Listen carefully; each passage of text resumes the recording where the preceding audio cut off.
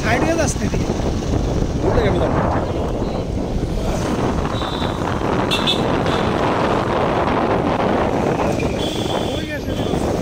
শুনতে ভাই যে আয়া গেছে তারপরেও লাইন এখনো পূর্বশার দিকে পেছন দিকের দিকে আইতেছে কি করব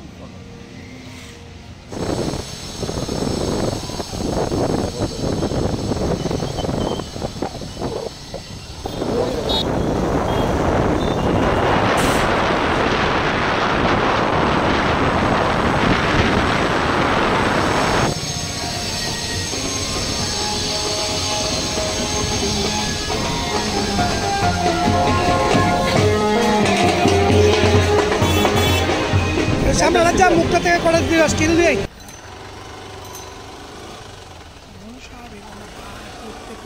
কান্দালা দেখতে লাইনে মানে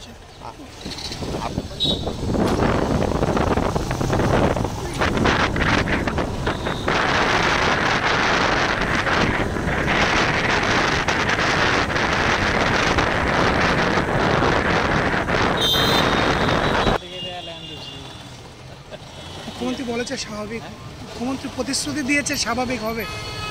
এখন পর্যন্ত কোনো প্রতিশ্রুতি পাইনি কালকে পেপারে দেখেছিলাম স্বাভাবিক হবে কি বলবেন উনি তো বলেছেন প্রতিশ্রুতি রক্ষা করবেন এখন দেখা যাক উনি কতটা রক্ষা করেন সেটাই আমাদের বিচার্য বিষয় আর কি এখন উনি যখন বলেছেন কিছু একটা করবেন হয়তো কখন থেকে দাঁড়িয়েছেন প্রায় হয়ে গেল তো 1 ঘন্টা হয়ে গেল